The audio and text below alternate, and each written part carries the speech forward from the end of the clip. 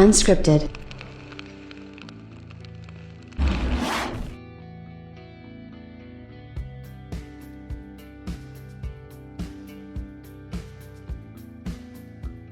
For me, so far, when I look at the PlayStation 5 and Xbox Series X, a lot of it comes down to the features that are offered there, the features that are going to be there in the future, and the things that like these companies are teasing, because I feel like, you know, obviously there's still going to be a lot of different things that are coming down the pipeline, and we get a little tease of that you know, throughout the days and months and things like that. So it has been pretty cool to be able to see that Sony is very self-aware. They're very much talking to fans and keeping fans in the know, and I feel like that's super important going forward, because, you know, obviously as fans we all try to you know, make the best of things, but sometimes, you know, there can be problems and stuff like that.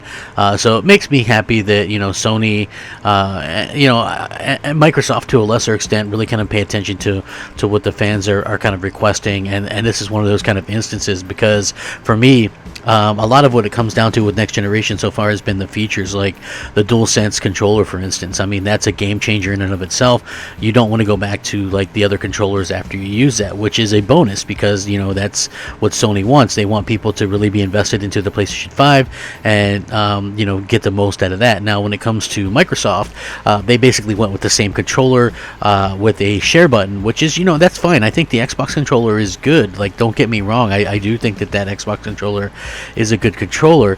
What I'm saying is, it's not that reinvented thing that that Sony did. And so again, it's one of those things where it doesn't feel or seem as like this big new thing that we've been getting on this PlayStation. So it's like a lot of times when I'm playing an Xbox Series X, it just, you know, to me it just almost feels the same as the Xbox One X for most of the time, because it's same controller, same UI, same all that kind of stuff, and basically, you know, unless it's a frame rate thing that you kind of feel, everything basically looks the same. Like, I'm not noticing huge crazy differences in, you know, the way that Xbox Series X games look compared to Xbox One X. I mean, maybe if you were coming from an Xbox One S, it would be super impressive, I'm supposing, but, you know, I just don't really find that it's you know, that big of a thing, you know what I mean? So yeah, it's crazy to think that these kind of things keep happening, but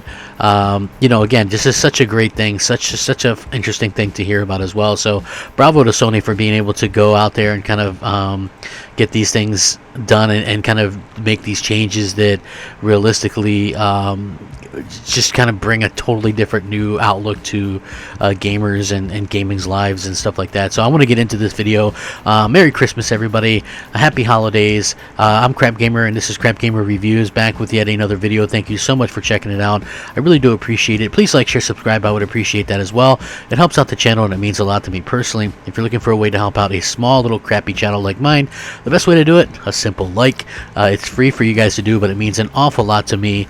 You know, again, though, you know, this is just something that I just really appreciate each and everybody that supports me and kind of watches the content and stuff like that. You know, a simple like does really go a long way. Shout out to all the old subscribers, new subscribers, everybody in between. You guys are amazing. So thank you guys. Rack them up and all that good stuff. I really do hope you get a PS5, or if you want an Xbox, I hope you get one, and that kind of stuff. So, you know, for me personally, I just think that this has been one heck of a interesting year, and this is going to be a year that we probably all remember for a long time for many reasons.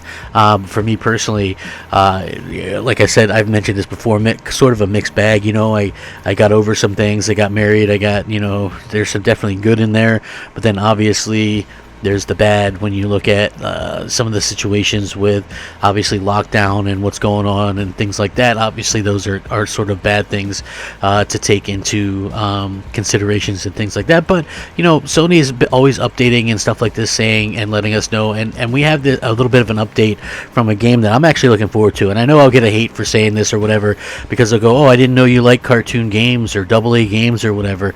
Listen, Kenna Bridge of Spirits had my interest from the very first time I saw it. I have no problem with AA games. I have no problem with cartoon games. I have a problem if that is the only type of thing that you have, which, again, Sony doesn't have that problem. You know, they have Kenna, Bridge of Spirits, which can sit next to Uncharted 5 or The Last of Us 2, and it's like, you know what I'm saying, or Ghost of Tsushima.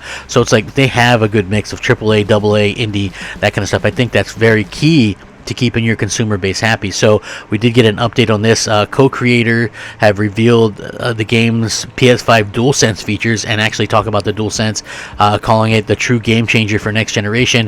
While we already kind of know that the adaptive triggers will be used for Kenna, they went on to explain into more details during the chat when asked about what players can expect from DualSense functionality for the highly anticipated title, and they revealed that the controller's haptic feedback has a wide range of applications. He says, we use haptics on all of Kenna's abilities and shield, and at that moment that we use adaptive triggers when we use the bow, you have a little bit of resistance on the right and tightens as you full draw. When you do the string fully draw, the bow has more power and more accuracy, and you'll feel the tension as you pull that back. There are some fun mini games too. Those train you up to use the bow elsewhere. They also observed that there's going to be enough leg room for DLC at some point. Getting this reply, yeah, there's definitely opportunities for additional spirits that we couldn't get into this game. That would have been additional loops that you can go open up in the game as well. So this game got delayed. I was really looking forward to this as a launch game, but it's going to be coming out in Q1 on PlayStation 5. It's a cross-gen game as well, so it's also available on PS5 and PS4. So yeah, if you get it on the PS4, it'll upgrade to the PS5 version for free when you get that, should you get a PlayStation 5 within the next year or whatever. So that's something to sort of keep an eye on as well as we continue to going to like next generation and stuff like that. I just find that it's very important to kind of keep that mindset, like this is the stuff that we're going to get. Like, hey, even stuff that maybe looked bad originally, we kind of get these updates, and now maybe not so bad after all. Even stuff like Cyberpunk, right? There's going to be a free PS5 upgrade to that, and it's going to leverage all the functions according to them and technical capabilities of the PlayStation 5. So obviously it might be Christmas, but CD Projekt Red is poised to launch a rescue mission on Cyberpunk 2077 because it's not up to par on last-gen consoles. The company admitted part of an emergency board meeting that it's too early to judge what will become of the title's promised free DLC add-ons and multiplayer mode as it works to improve the performance of the RPG. Of course, it's also said that this game is going to offer a free next-gen upgrade to all existing PS4 owners of the game, and that there very much remains a part of the pipeline as well. Speaking to Bloomberg TV, co-founder actually said what we can expect from the native PlayStation 5 release when it's eventually ready for prime time.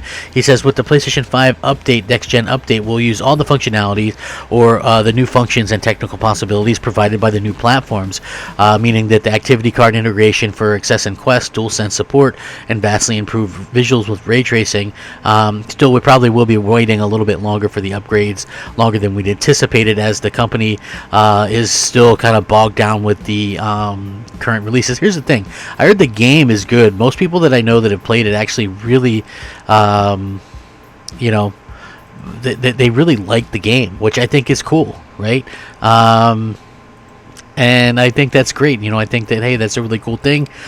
We have gamers out there that are that are gonna sort of buy this and kind of and be happy with it. But I feel like, for me personally, it's just one of those situations where I would really love to be able to play, if I do play it. I'm not like, I don't have any interest in it, but if I do play it, it would probably be the next gen version. I don't understand how CD Projekt Red could put out such a lackluster product on last gen consoles and then claim that they were too focused on the next gen consoles, but the next gen consoles have no kind of date or idea about when we're actually going to see any of that stuff, when we're going to see any of that stuff in terms of a patch or an update or anything like that. So we'll have to wait and see how that works out, but I would love to see how that works out long term, and just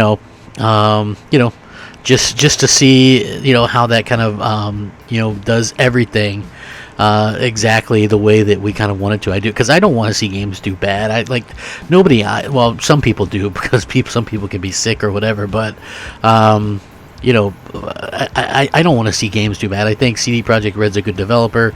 Maybe they were overhyped a little bit, but at the end of the day, I feel like they're trying to do right for their fans and stuff like that, and I think that's super important, and hopefully they can get that right for everybody that's looking forward to that. But again, this is really good news. Developers are going to be implementing DualSense in their games, continuing to go forward with the third-party stuff. I think that's key for Sony to continue to build momentum, because I tell you what, there could be a pixel advantage on an Xbox version of a game, but as far as I'm concerned, as long as that third-party game utilizes the DualSense, that makes the DualSense and the PlayStation version the definitive version to go by. So yeah, hopefully that continues to be the case and developers continue to support it. I would love to see that continue going forward. Very important and just very cool to see developers continue to promise to support that platform. So with that being said, thank you guys all very much. Merry Christmas, happy holidays. Please stay safe, happy, and healthy. Thank you for joining me for another one of my videos. Take a minute to consider subscribing. I would appreciate it. Rack them up. Have a great night. Crapgamer out. Unscripted.